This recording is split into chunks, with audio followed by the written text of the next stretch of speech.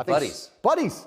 Yeah. You know, you talk to a guy and say, what was the highlight of your life? What was the best time of your life? And they'll say, college football. It's not about the football.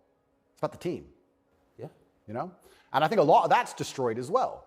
Because also it's interesting how everything interconnects. When you destroy honor and principle and the masculine essence inside of men, well, now as a man, it's very hard to have friends. I wouldn't want to have a male friend who had no principles, no honors, and didn't work hard and was always crying about being sad. What do I want to hang around with him for? He's a loser, right? So then your support network's destroyed. And I think that men have always needed that since the dawn of time, and I think that's gone. But they don't have friends. Men, especially middle-aged men, have no friends. Absolutely, because they've been told to give them all away and do as the wife says, and then she left him. No wonder he wants to kill himself, wouldn't you? No wonder he's depressed. It sounds like the worst existence ever. And now we're living in a world now, especially, where everything is hyper-competitive, especially the sexual marketplace. Like if you're a 52-year-old, overweight, average income, no fame dude, and you have to find a girl, it's going to be pretty difficult to find a good one. It's going to be very hard. So we're like, of course he's lonely. Then his kids don't respect him. They're busy. Like, of course he's sad. Like, it's actually heartbreaking to discuss. It is heartbreaking. It's heartbreaking. But then how do you prevent that happening? Well, then you need to be a man of honor and principle and make sure that you keep your support networks and make sure that your woman does respect you. And a woman's going to respect you when she sees other men respect you. Yes. And they're only going to respect you if you respect yourself. But to respect yourself, you have to be the kind of person who says no. What do you think of porn? There's been some statistics, there's been some studies done. Most men or less men are having sex than ever before. I've seen that. Yeah, and what is that? Well, that's an extension of the fact that masculine virtue is being destroyed. That's the thing that's interesting about all these things. They psyop, especially men, they say, listen, women want a feminist man. Women want a man with no moral principle who would make sure that there's a conversation about who should fight the burglar when your house is broken into, because equal opportunities, equal rights, of course.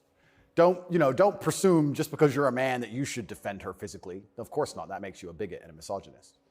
So they convince men to adopt these virtues and ways. And of course, women, by and large, dislike them for it.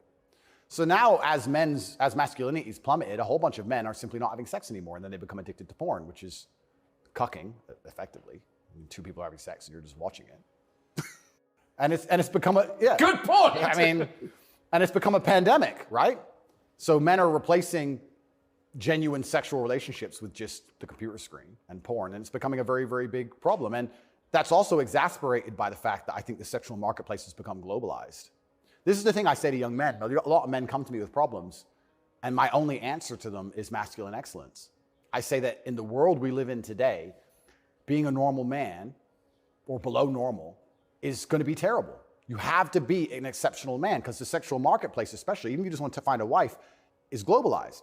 If you, in 1955, if you met the hot girl in the Nebraskan town, she was the hot girl in the Nebraskan town.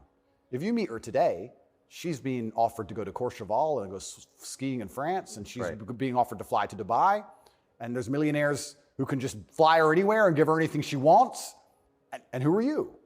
Right? It's getting harder and harder as a man to even find the most basic human function of reproduction. Even to just find a woman you can reproduce with, it's becoming more and more difficult. You also couple that with the fact that they've destroyed morality in women also. So when you destroy the morality in men and you destroy how a man should act, and then you destroy how a woman should act, you're both going in the opposite direction. Most women out there are very happy to share a man who's just rich and famous, and they don't care. It's right? So if you're the normal guy, there's this rich famous guy with 30 girls. That's 29 dudes who are lonely. And they end up watching porn. And if you have a porn addiction or you have a problem with porn, you have a problem with yourself. Because I guarantee if you were the kind of man you're supposed to be, you would have no time for that. And you wouldn't need it. I can confirm that's absolutely and utterly the case. Yeah. So the fact you even need porn shows there's a problem with you as a man. Because if you were the kind of man you could be, and I genuinely believe that any man can become anything, then you'd have unlimited sexual options and you would have no interest in that. And I do want to make this clear to the world because there's a bit of a misconception about my story. My father was in the military and then he left to become a professional chess player. He was a traveling chess player. You don't make money with that. My mother and father broke up at age 9. We moved to England purely because you get more help from the state. I was raised on welfare in Marsh Farm, which is the worst area of the worst town, Luton, with the highest crime rate. I went to a school with a 4% pass rate, single mother household effectively. Started from absolutely nothing. Became a kickboxing world champion. Your mother was English? English, correct. So I started at the absolute lowest echelon of life, and I would like to consider myself somewhere near the top now. I've been through absolutely every stage. So when I say to men, you can become anything you want, and my answer to you is masculine excellence, there's no other answer. I can't tell you how to rig the game and cheat the game. If we're all racing a race and I have a Ferrari and you have a Nissan, I mean, sure, you can get a bit better at driving, but you're probably going to lose. You have to get a better character to play this game of life. So that's why I preach masculine excellence, because for many of the world's problems today, porn, sexual access, being respected by your peers, making sure that your wife's going to stay with you after the children are born for a very long time, that's right, being happy, anything, it all comes down to who you are as a man. The only answer is masculine excellence. There's nothing you can do besides hard work, accept the trauma and pain and suffering, and work harder than everyone else around you worked. And that's why porn's a problem. So I will genuinely say to any man out there who finds himself loading up that website, go take a look in the mirror and realize why no one wants to fuck you. Fair. And I said this to guys before, if you were a girl with all the choices she has, would you choose you? Think about it. And if you're honest with yourself, a lot of these guys, if they look in the mirror and go, you know what? No, I wouldn't choose me. Work out why and do something about it. Absolute and utter self-accountability. This is something that's also missing. I take accountability for everything in my life. Even going to jail, although it was unfair, although it's a matrix attack, although it's garbage, it was my fault. I sat there and go, what did I do wrong? How can I learn from this? Where is my part to play in this? What did I do? Because my actions are what I have the most control over.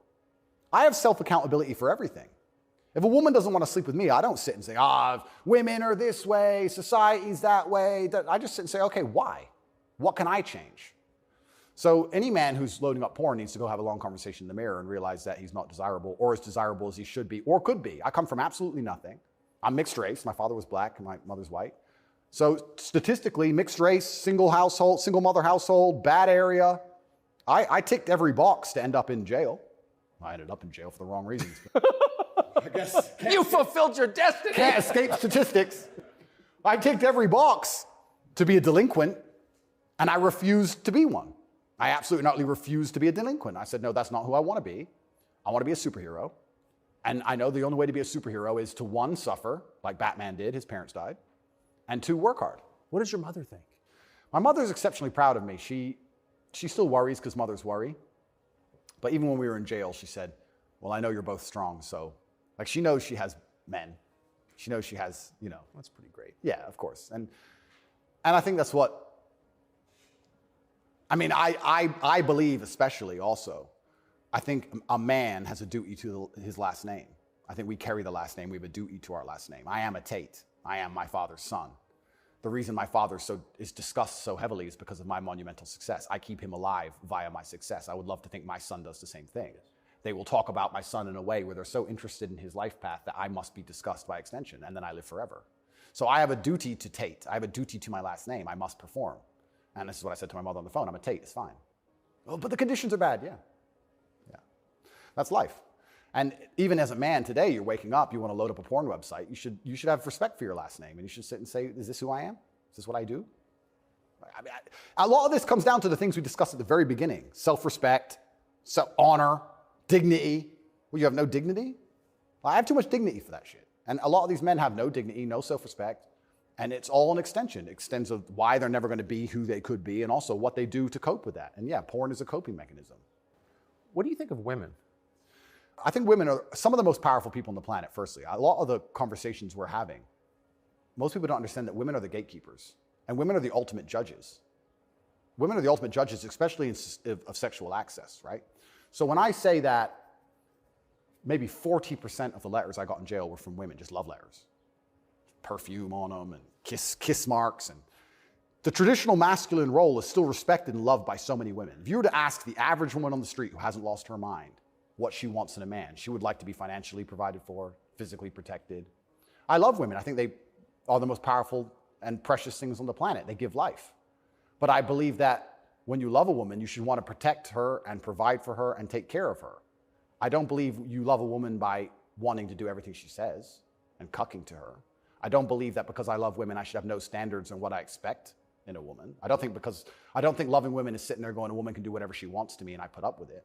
I don't think that's loving women at all. I think loving women is saying, I'm going to be the best man I can be.